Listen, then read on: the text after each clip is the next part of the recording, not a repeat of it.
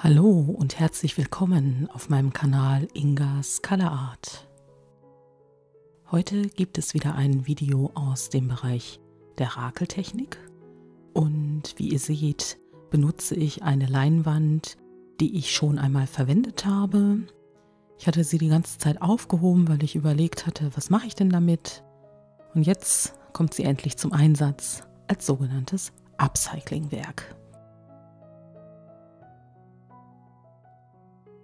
Aus dem letzten Video kennt ihr schon ein paar der Materialien, die ich jetzt als erste Schicht anrühren werde. Und zwar benutze ich wieder ein Medium von Bösner. Das ist diesmal ein transparenter Lack, der dann tatsächlich auch transparent auftrocknet. Und in diesen rühre ich den Gold-Metallpuder, den ich bei mir hier in der Stadt in einem Wohnaccessoire-Laden gefunden habe. Und anschließend gebe ich auch noch Glitterpartikel hinzu. Auch die habe ich in einem Dekoladen gefunden. Das ist also so ein bisschen Streugut in Gold und da sind auch kleine Sterne drin. Und all das mische ich zusammen und rühre das gut durch und trage das Ganze anschließend mit einem flachen, breiten Pinsel auf und bin dabei auch sehr sorgfältig, dass ich also die komplette Leinwand damit auch bestrichen habe. Nur zur Info, die Leinwand selbst ist 70 x 70 cm groß.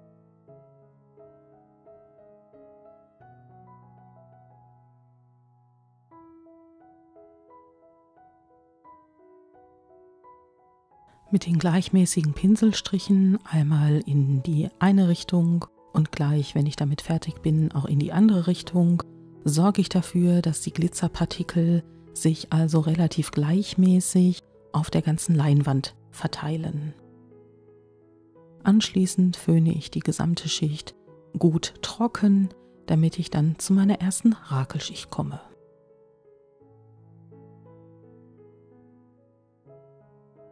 Damit ich einen möglichst hohen Kontrast habe, fange ich bei der ersten Farbschicht mit meiner Glättekelle zunächst mit einem Oxid Schwarz an.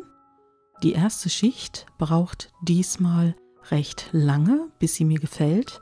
Das liegt daran, dass ich ja in meine Paste Glitzerpartikel eingerührt habe. Die sind erhaben und sie sind jetzt im Moment auf der Leinwand und dann gleitet die Glättekelle eben oberhalb von diesen Glitzerpartikeln entlang.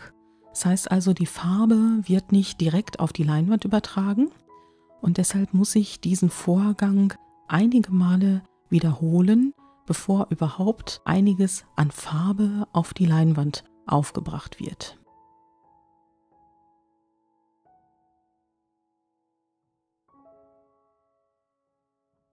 Da der Prozess der ersten Farbschicht diesmal etwas länger dauert, möchte ich die Gelegenheit nutzen und auf ein paar Kommentare eingehen, die ich unter meinen Rakelvideos vorgefunden habe.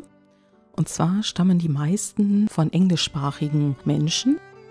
Die haben sich darüber beschwert, dass sie in dem Sinne keinen Abzieher vorfinden, sondern dass ich ja eine Glättekelle benutze.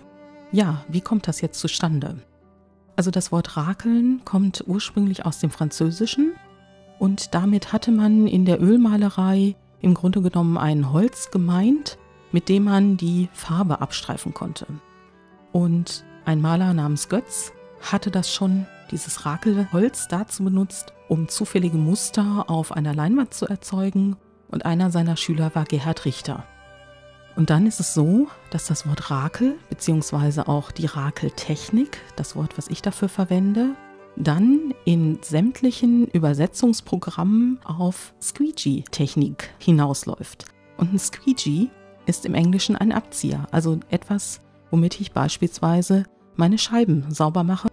Also erwartet der englischsprachige Nutzer in diesem Augenblick einen Abzieher, den er aber bei mir nicht vorfindet, sondern er sieht bei mir an der Kelle und dann hagelt es also Kritik, dass meine Videobeschreibung nicht richtig ist oder dass die Titel der Videos nicht richtig sind. Ich sehe das natürlich anders, weil für mich ist die Rakeltechnik, so wie wir sie im Deutschen benutzen, dann in dem Augenblick die Art und Weise, dass ich ein Werkzeug benutze, um Farbe auf meine Leinwand zu bringen. Ob das jetzt im herkömmlichen Sinne ein Rakelwerkzeug ist, wie ich es bei der Siebdrucktechnik benutze, oder ob ich das mit einer Kelle mache, oder wie Gerhard Richter, wer das mal gesehen hat, Das ist, meine ich, ein riesiges Stück Plexiglas, auf dem ein Holzgriff montiert ist. Und mit dem geht er über seine Leinwände. Also für mich ist das eher gar nicht an einem Abzieher oder an einer Pelle festgemacht, sondern es ist das Werkzeug, mit dem ich Farbe auf die Leinwand bringe. Während ich euch gerade erzählt habe, wie es für mich mit der Rakeltechnik aussieht, haben wir tatsächlich auch die zweite Farbschicht erreicht und ich trage jetzt ein Türkisblau auf, welches ich auf die noch nasse schwarze Schicht auftrage. Und aus diesem Grund entstehen die ersten Schlieren und auch die ersten Inseln in der Rakeltechnik bilden sich heraus. Das werden wir auch ganz am Schluss des Bildes sehen, dass die orangefarbenen Inseln mit den Glitterpartikeln nach wie vor Bestand haben werden.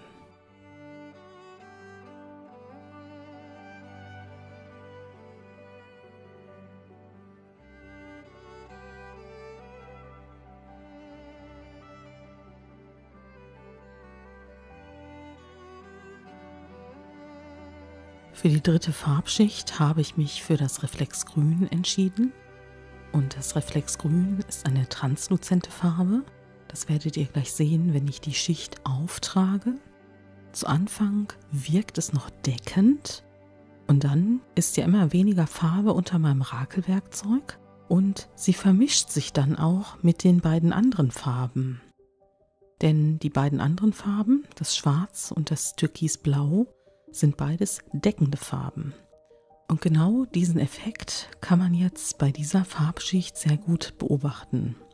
Ich muss sagen, mir gefällt diese neonartige Farbe, die ganz am Anfang auftritt, genauso gut wie die Farbe, die am Ende der Bahn auftritt.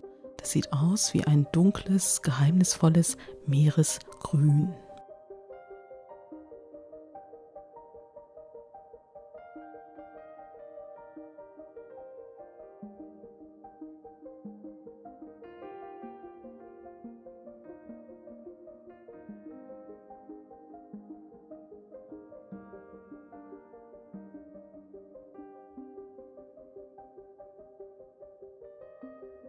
Jetzt kommt eine meiner Lieblingsfarben zum Einsatz.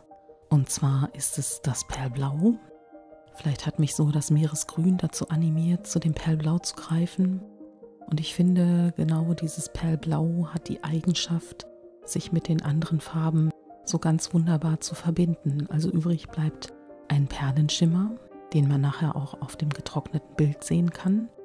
Und zum anderen werden die anderen Farben sehr gut miteinander gemischt.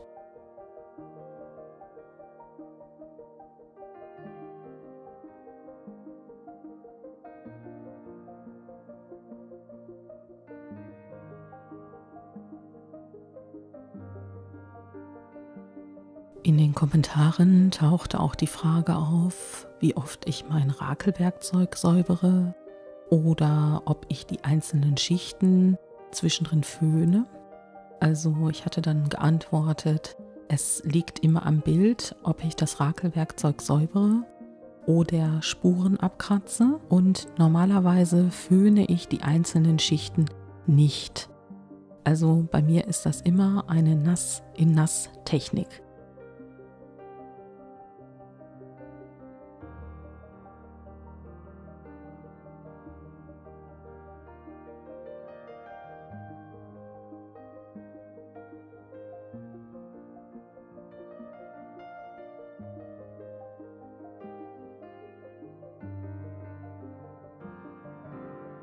Hier wird jetzt bei dieser Bahn schon ein bisschen Detailarbeit geleistet. Ich habe mir das Bild angeguckt und überlegt, wo ich jetzt eine Spur oder eine Bahn rakeln könnte und wie weit ich das mache. Und bei der Bahn hatte ich mich jetzt entschieden, dass ich die komplett rakel. Bei der nächsten Bahn sieht die Sache schon wieder anders aus und ich setze ungefähr bei 1/3, 2/3 auf dem Bild an.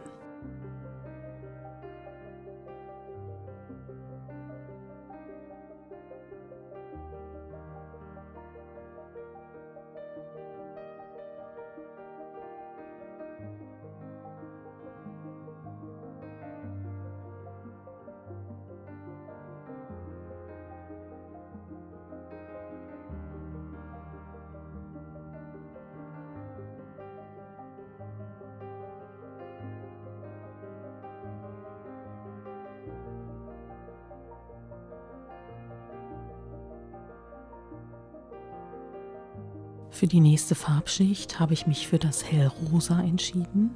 Das ist ein kalter Rosaton, der auch noch einen blauen Untergrund hat. Und diese Farbe ist deckend. Das heißt also, sie wird sich auf den bisher aufgetragenen Farbschichten ein bisschen anders verhalten als das Reflexgrün oder auch als das Perlblau.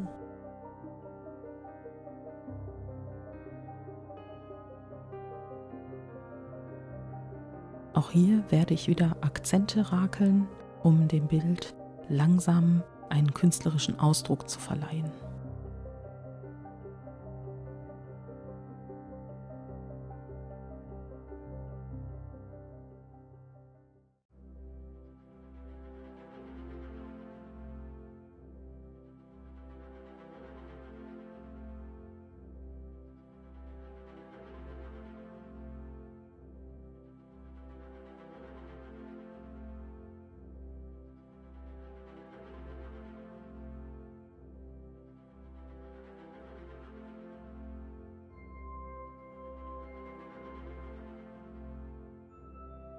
Weil ich das Gefühl habe, dass mein Bild durchaus noch eine knallige Farbe vertragen kann, greife ich zu dem Reflex Rosa, und auch das ist wie das Reflex Grün wieder eine transluzente Farbe. Das sieht man auch gleich wieder, wenn ich in die Farbschichten das Reflex Rosa einbringe, wie sich das dann teilweise vermischt. Teilweise löst es sich auf, teilweise wird es zu lila schlieren. Das ist also ein ganz spannender Moment. Und ich finde, die Farbe passt hervorragend zu den bisher aufgetragenen Farben.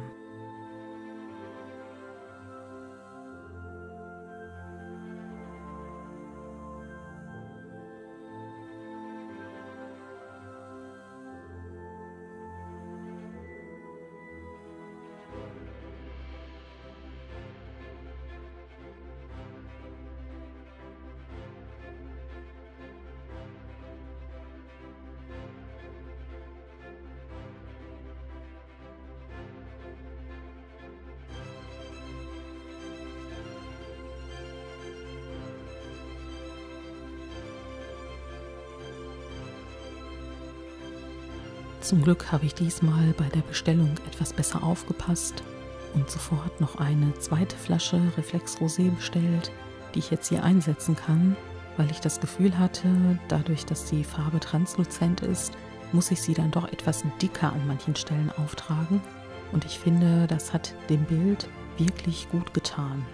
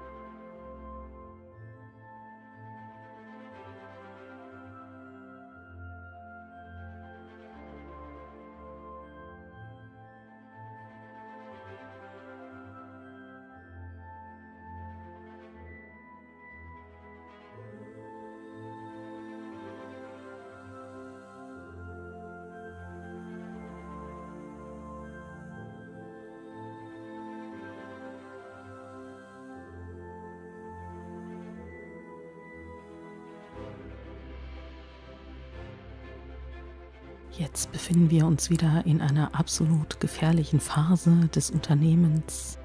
Soll ich diese Schicht noch auftragen? Soll ich es lieber lassen? Ich kann euch verraten, es ist gut gegangen.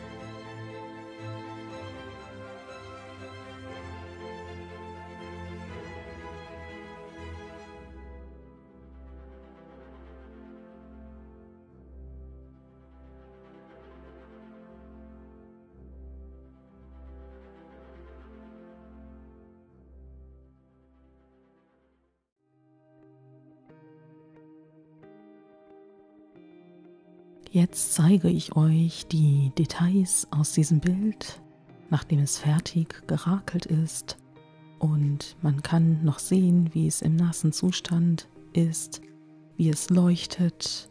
Man kann die Glitterpunkte durchschimmern sehen. Man sieht die einzelnen Farbaufträge. Man sieht vor allen Dingen auch die goldenen Inseln, die hervorkommen, die schönen Schlieren und vor allen Dingen, wie super das Reflex Rosa zu den anderen Farben passt.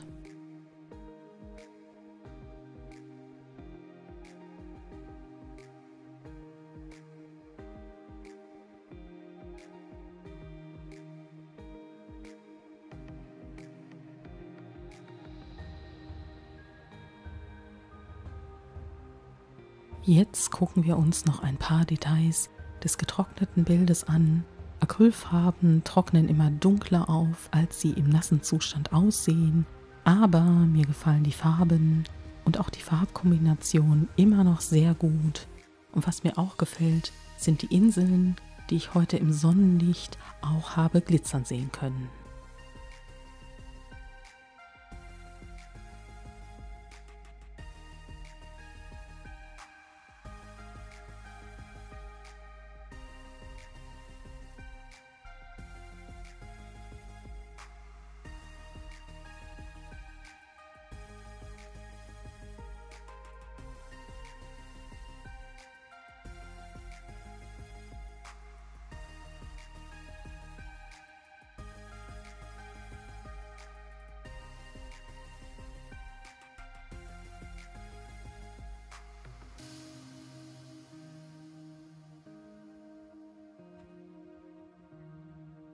Ich danke dir fürs Zusehen, ich danke dir fürs Zuhören.